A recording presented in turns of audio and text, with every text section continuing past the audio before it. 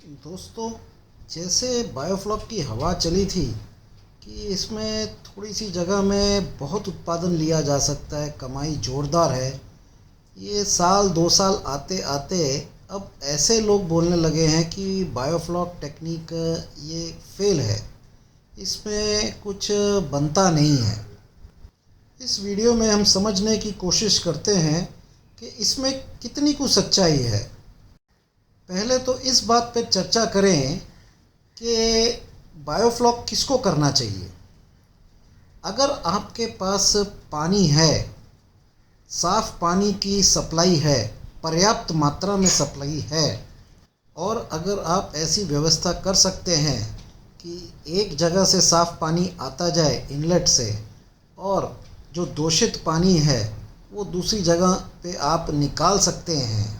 जैसे कि अगर आपके पास कोई खेत हो तो वहाँ अगर आप ये दूषित पानी छोड़ दें तो फिर आप जहाँ पे ये पानी लेके जा रहे हैं आपके बाग में, जहाँ आपके फसलों में, तो आप देखेंगे आपको वहाँ पे खाद की आपकी रिक्वायरमेंट वो कम हो जाएगी, और इस तरह आपका जो तालाब है वो भी आपका दूषित पानी ना उसमें रहेगा, साफ़ रहते जाएगा। यानी कि अगर आपके पास साफ़ पानी डालने की और दूषित पानी निकालने की अगर आपके पास व्यवस्था है तो बायोफ्लॉक आपके लिए नहीं है। अब यहाँ पे आपके पास साफ़ पानी कैसे है? कोई नहर बह रही है, कहाँ से, जहाँ 1 इंची सप्लाई है, 2 इंची सप्लाई है, 3 इंची, 4 इंची इनलेट पाइप है। जैसे आपका जितना आपका पानी का सप्लाई है तो उसके हिसाब से अगर आपका तालाब है तो मतलब कि वो साफ़ पानी उसमें निरंतर आप भर सकते हैं, और उसका दूषित पानी आप बॉटम में से सक्शन करके निकाल सकते हैं। तो बिल्कुल ही नज़दीक बायोफ्लॉक के आप जाइए मत। आपका जो ऑलरेडी जो व्यवस्था है वो उत्तम दर्जे की व्यवस्था है। मच्छी को अब क्या चाहिए? साफ़ पानी चाहिए, जो कि आप उसको उपलब्ध करा रहे हैं। इसके लिए जो आपके पास व्यवस्था है वो सर्वोत्तम है। आपको बायोफ्लॉक की कोई आवश्यकता नहीं है। अब आता है उनका उनका केस जहाँ पे तालाब बड़े हैं, बहुत बड़े हैं, पानी की व्यवस्था साफ़ पानी की डालने की है, परंतु परंतु इतनी मात्रा में नहीं डाल सके कि पूरा पानी उसका बदला जा सके। तालाब बड़े हैं, आधा एकड़, 1 एकड़, 1 एकड़ से भी बड़े हैं, और किन्हीं के पास तो ऐसी है कि बारिश में ही भरते हैं तालाब। वो लोग फिर एक काम करें, वो लोग इतना स्टॉकिंग डेंसिटी रखें कि उनका पानी 1 साल तक, जब तक कि फिर से तालाब भरे नहीं बारिश के द्वारा, 1 साल तक उनका पानी दूषित ना हो, इतनी ही स्टॉकिंग अपने तालाब में करें। ये स्टॉकिंग कितनी होती है? 1 एकड़ में अगर हम जाएं तो IMC 5000 तक आप स्टॉक कर सकते हैं, और कैटफिश वैरायटी में अगर जाएं तो पंगास आप 20,000 तक स्टॉक कर सकते हैं।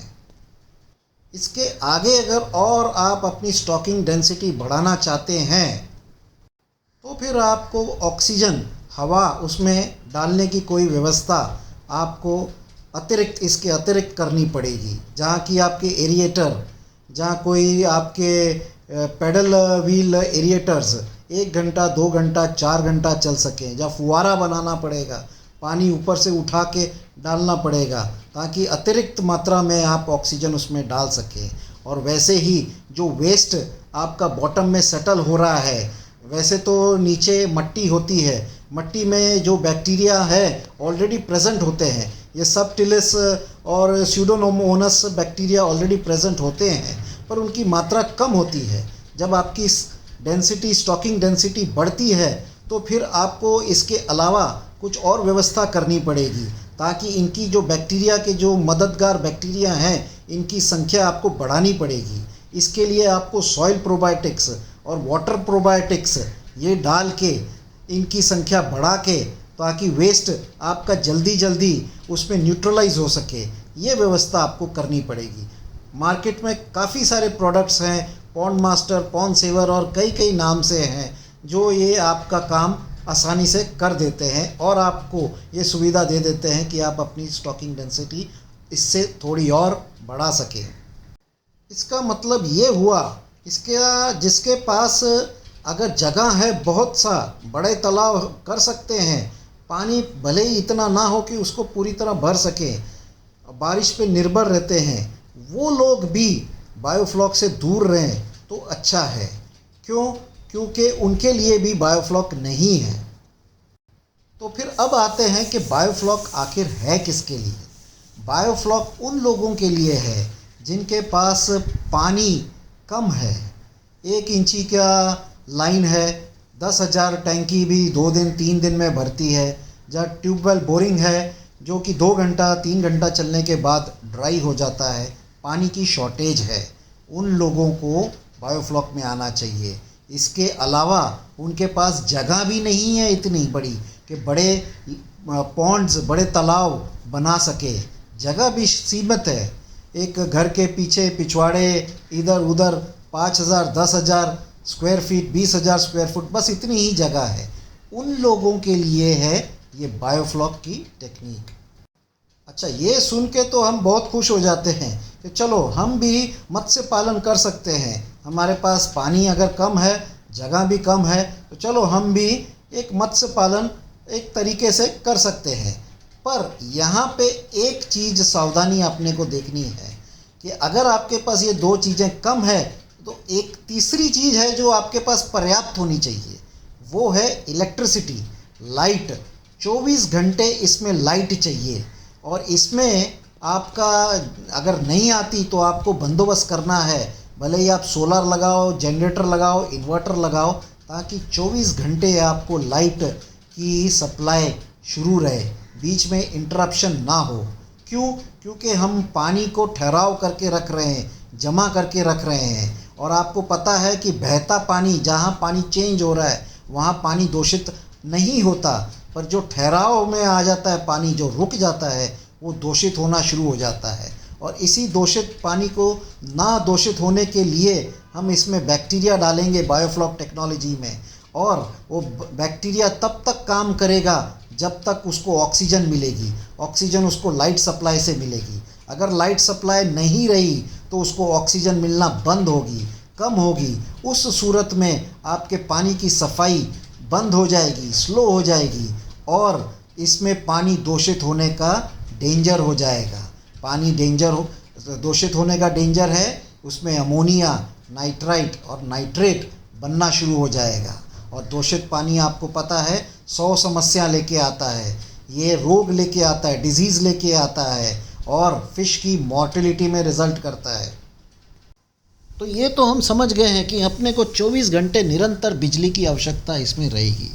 यहीं पे मैं एक और चीज़ आपको बताता हूँ कि जो पंप हम लगाते हैं, एरिएटर्स हम लगाते हैं, कभी कभी हम उसमें कंजूसी कर जाते हैं। जहाँ हमको 1.5 HP का पंप लगाना चाहिए, हम सोचते हैं 1 HP में काम हो जाएगा। और कभी कभी हम सोचते हैं चलो जब लाइट होगी तो हम अपने रूट ब्लोअर चलाएंगे, हम अपने रिंग ब्लोअर चलाएंगे, और जब लाइट चली जाएगी तो डायफ्राम पंप अपना इन्वर्टर पे चल जाएगा। ये ठीक है, बहुत ही होशियारी की चीज़ है, पर एक बात याद रखो कि जब पानी की जो सफाई हो रही है वो बैक्टीरिया कर रहा है, अगर उसको आपने पर्याप्त ऑक्सीजन नहीं दी तो वो अपना काम भी धीरे करेगा, कम करेगा।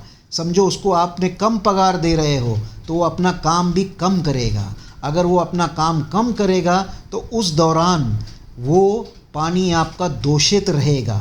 और ये कितनी बार, कब कब बार ये ऐसा होता है, तब बार आपका पानी दूषित रहेगा और आपकी मछलियों को डेंजर में आपको डालेगा।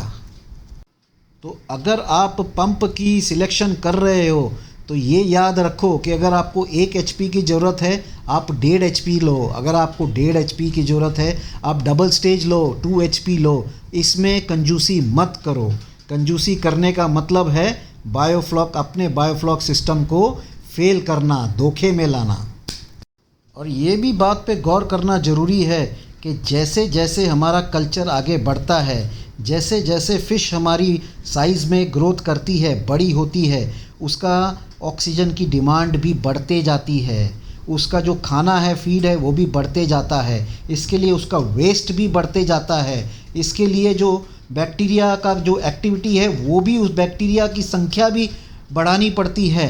और उसका भी ऑक्सीजन की डिमांड बढ़ती जाती है। तो अगर समझो आप 1 एचपी पहले 3 महीने आपको पर्याप्त है, तो शायद आपको अगले 3 महीने में 1.5 एचपी की रिक्वायरमेंट पड़ेगी, और अगले 6 महीने के बाद अगले लास्ट 3 महीने में आपको शायद 2 एचपी पावर की रिक्वायरमेंट आपकी जा सकती है।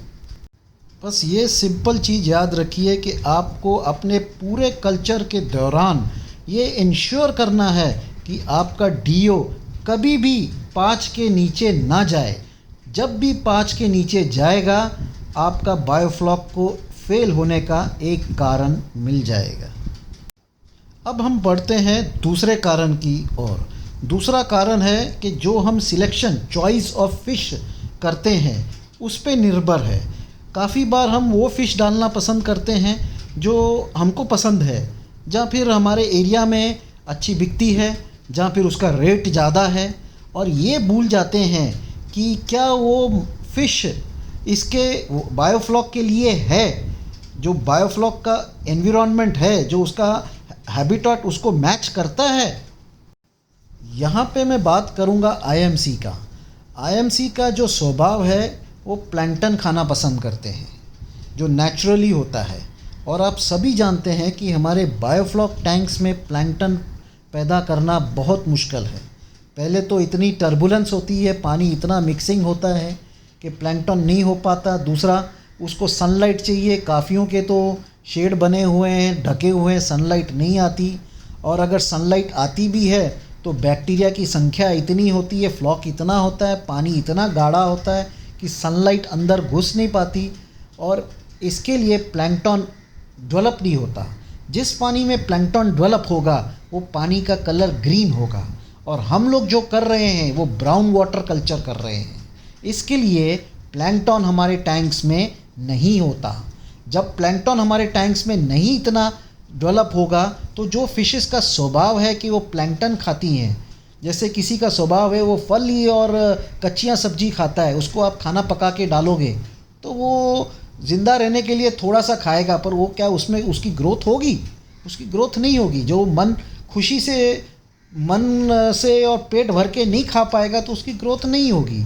तो क्योंकि हमको सिर्फ ये ही नहीं है कि मच्छियों को ज़िंदा रखना है, हमको उनकी प्रॉपर ग्रोथ, फास्ट ग्रोथ करनी है, तो इसमें तो हम फिर पीछे रह जाएंगे। इसके लिए आईएमसी इस बायोफ्लॉक टेक्नोलॉजी के लिए नहीं बनी है। आईएमसी वहाँ बनी है जहाँ तालाब हो बड़े बड़े और जहाँ की प्लैंकटन हो। अगर आपका तालाब छोटा हो तो आपको डेंसिटी कम करनी पड़ेगी, क्योंकि ये फ़िशेस सिर्फ प्लैंकटन खाएंगी। अगर उसमें फ़िशेस ज़्यादा डाल दी, प्लैंकटन कम है, तो फिर उनको खाना नहीं मिलेगा। और क्योंकि ये सप्लीमेंट्री फीड यानी कि बाहर से जो हम कमर्शियल फीड डालते हैं उसमें इतनी रुचि नहीं रखती, तो इनकी ग्रोथ वहाँ भी रुक सकती है। तो बायोफ्लॉक में से ये फ़िशेस का चयन आप ना ही करें तो अच्छा है। अब आते हैं हम कैटफ़िश की ओर। कैटफ़िश हम सब जानते हैं कि प्लैंकटन पर निर्भर नहीं रहती। इसको खा सकती है, बहुत भूख रहती है। ये सप्लीमेंट्री फीड पे ही बहुत अच्छा चलती है, और सप्लीमेंट्री फीड है जो हम बायोफ्लॉक टैंक में देते हैं। तो क्या ये एक बेहतरीन कैंडिडेट है बायोफ्लॉक टैंक्स के लिए? मैं कहूँगा हाँ भी और ना भी। क्यों हाँ? क्योंकि ये सप्लीमेंट्री फीड खाती है, और ना क्यों? ना इसके लिए क्योंकि ये फ्लॉक ईटर नहीं है। ये फ़िश फ्लॉक उतने रुचि से नहीं खाती। आप 4 दिन फीडिंग बंद कर दोगे तो भी देखोगे कि ये फ्लॉक कम नहीं हो रहा है, ज़्यादा कम नहीं हो रहा है। ये फ्लॉक को नहीं खाएगी। अगर इसको ज़बरदस्ती आपने आदत डलवाई भी तो भी आप उसको ज़िंदा रख सकोगे, वो अपना पेट भर के नहीं खाएगी, उसकी ग्रोथ नहीं होगी। 10 महीने में भी आपने अगर पंगास को 200 और 250 ग्राम किया तो कहाँ से आप कमाओगे? यहाँ पे अगर आप सोचो, अगर आपने 1 किलो दाना डाला एक 10,000 टैंक में, उसमें से अगर ये फ़िश ने 1 किलो दाना खाती है तो समझो उसका 300 ग्राम उसके शरीर को बढ़ाएगा, मांस हड्डी बनाएगा। 700 ग्राम फीड आपका वो वेस्ट की सूरत में बाहर आ जाएगा। अगर एक दिन में 700 ग्राम बाहर आता है, 10 दिन में 7 किलो, तो 30 दिन में ये 20-21 किलो फ्लॉक आपके टैंक में होना शुरू हो जाएगा। अगले महीने अगर आप 2 किलो फीडिंग बढ़ाते हो, 2 किलो देते हो, तो 40 किलो, 20 किलो, 60 किलो आपका टैंक में फीड फ्लॉक जो वेस्ट है वो फ्लॉक की सूरत में आपके टैंक में घूमता होगा। और इतना अगर फ्लॉक घूमेगा तो इसकी टर्बिडिटी जो है पानी की वो बहुत बढ़ा देता है। और जब टर्बिड पानी हो, टर्बिडिटी बढ़ जाती है, तो वो पानी को भी हम दूषित कहते हैं। तो भले ही आपके पानी में बैक्टीरिया ने अमोनिया नाइट्रेट को संभाल लिया है, पर उसमें सस्पेंडेड सॉलिड्स इतना है कि पानी दूषित है, फिर भी आपकी फ़िश जो है वो स्ट्रगल करेगी, वो ग्रोथ नहीं करेगी। तो पंगास एक नंबर 1 कैंडिडेट है रास के लिए, रीसर्कुलेटरी एक्वाकल्चर सिस्टम के लिए। और बायोफ्लॉक में ये कैट फिशेज़ आके पहले तो बहुत अच्छी ग्रोथ लेती हैं, पर आप देखते हैं 2 महीना, 3 महीना, 4 महीने के बाद इसकी ग्रोथ स्टॉल हो जाती है, इसकी ग्रोथ स्लो हो जाती है अगर आप इसका फ्लॉक बढ़ते जाएगा। और अगर आप इसका फ्लॉक निकालेंगे, ड्रेन करते जाएंगे, तो क्या फिर वो बायोफ्लॉक है? ये भी आप सोच के समझो। बायोफ्लॉक में तो पानी आपका साफ़ रहता है, तो उसको चेंज करने की ज़रूरत नहीं है। अगर आप इसको बार बार 3 महीने के बाद इसको आपको ड्रेन करना पड़े, हर 3 दिन में, फिर बाद में 2 दिन में, फिर 1 दिन में, तो क्या आप ये एक्चुअली बायोफ्लॉक कर रहे हो? और अगर आप ड्रेन ना करो तो ये पानी, फिर इसको आप क्लीन वाटर, साफ़ वाटर बोल नहीं सकते, ये दूषित पानी है। यही कारण है कि बहुत सी जगह पे हम लोग देखते हैं कि कैटफिश की ग्रोथ भी आके 4 महीने के बाद स्लो हो जाती है, रुक जाती है। तो फिर कौन सी फिशेज़ हैं सही वही फिशेज़ हैं जो फ्लॉक खाती हैं, जिनको हम फिल्टर फीडर्स बोलते हैं, जो फ्लॉक को कंज्यूम कर सकती हैं। सबसे ऊपर इसमें आता है वो है श्रिम्प, झींगा। उसके बाद नंबर जो आता है वो तेलापिया का। और भी आप फिशेस आप जो फ्लॉक खाती हैं, फिल्टर फीडर्स हैं, वो इसके लिए एक प्रॉपर कैंडिडेट हैं।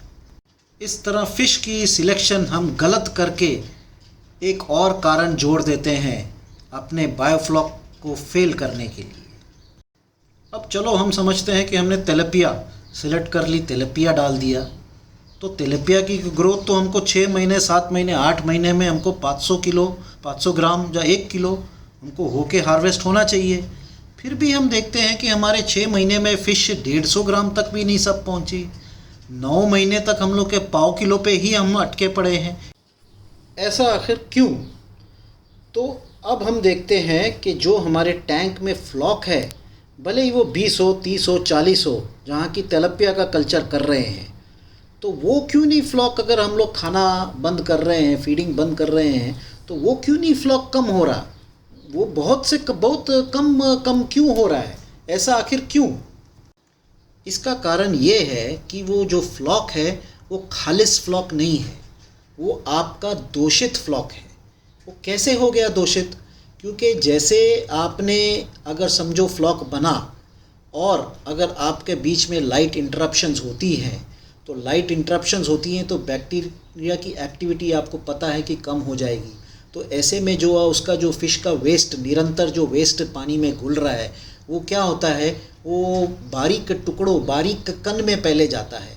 बारीक कण होने के बाद वो डिकम्पोज होके फ्लॉक एक प्रोटीन सेल में तब्दील होता है। अगर ये एक्टिविटी बैक्टीरिया की लाइट इंटरप्शन के कारण रुक जाए तो वो कण डिकम्पोज नहीं होता है, वो वैसे ही रह जाता है। और जो फ्लॉक बना हुआ है वो आपको पता है वो चिपचिपा पदार्थ होता है, ये कण उसमें जाके चिपक जाता है। ऐसे ही करते करते और कण उसमें चिपक जाते हैं, और जब ये कण इसमें चिपक जाते हैं जो अभी डिकम्पोज नहीं हुए, तो उसका कलर थोड़ा आप देखेंगे डार्क हो जाता है, और इसका वज़न, फ्लॉक का वज़न आपका थोड़ा थोड़ा बढ़ने लगता है। फ्लॉक आपका और हैवी होने शुरू हो जाता है। ऐसी सूरत में उसको और ऑक्सीजन की रिक्वायरमेंट है, पर आपके यहाँ तो पहले ही लाइट जा रही है और आपने तो कोई ऑक्सीजन बढ़ाने की सुविधा भी नहीं कर रखी है। तो इसमें क्या होता है, ये भारी होके बॉटम की तरफ बैठने लगता है और स्लज में तब्दील होना शुरू हो जाता है। भले ही आप इमॉफकोन में आप मेजर करें और आपको पता चले ये तो 30 ml है, ये 40 ml है, पर वो फ्लॉक नहीं है, वो खालिस फ्लॉक नहीं है, वो दूषित फ्लॉक है। और दूषित फ्लॉक को fish tilapia floc eater filter feeder भी नहीं खाएगी, वो आपके पानी में वैसे ही रहेगा। उसका एक ही इलाज है, उसको आपको निकालना पड़ेगा, फिर से आपको वाटर एक्सचेंज करना पड़ेगा, नया पानी डालना पड़ेगा।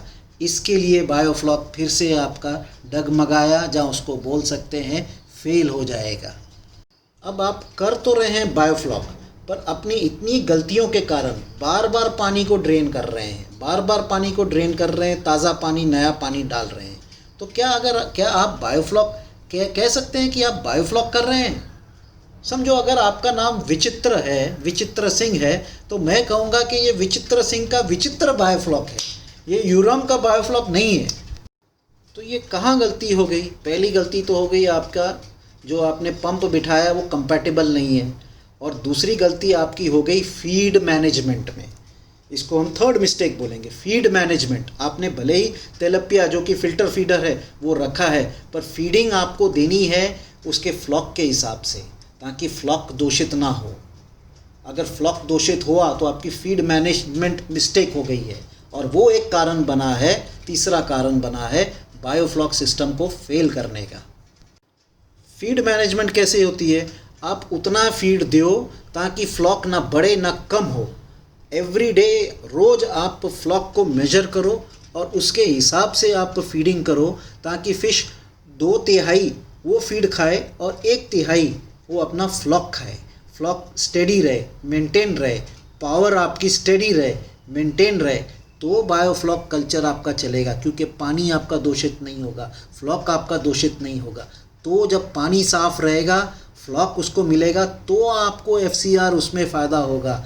तो आप समझ सकते हो कि मैं सही में बायोफ्लॉक कर रहा हूँ।